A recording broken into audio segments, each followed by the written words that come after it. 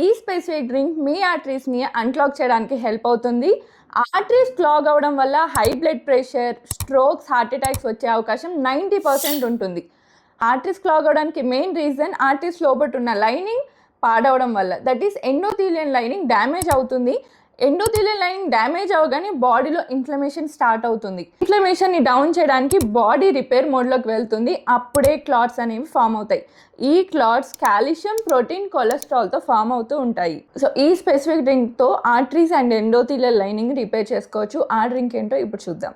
First ingredient cacao powder. ఆ cocoa beans నుంచి వచ్చే పౌడర్ రోస్ట్ చేయకుండా చేస్తాం కదా, చాక్లెట్ చేయడానికి యూజ్ చేస్తాము. సో ఆ పౌడర్ తీసుకోండి. దాంట్లో ఫ్లావోనాయిడ్స్, యాంటీ ఆక్సిడెంట్స్, కూలింగ్ ప్రాపర్టీస్ పుష్కలంగా ఉండడం వల్ల ఎండోథీలియన్ లైనింగ్ చాలా బాగా రిపేర్ అవుతుంది. Second ingredient beetroot powder. దీంట్లో ఉన్న నైట్రిక్ ఆక్సైడ్ బ్లడ్ వెజల్స్ని డైలేట్ చేయడంలో అద్భుతంగా పనిచేస్తాయి. Third ingredient magnesium glycinate.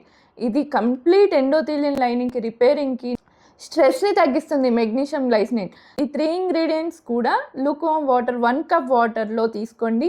అన్నీ కూడా 1 స్కూప్ వేసుకొని కొంచెం సీ సాల్ట్ వేసుకోవచ్చు, లేదా ఆప్షనల్ కంప్లీట్గా.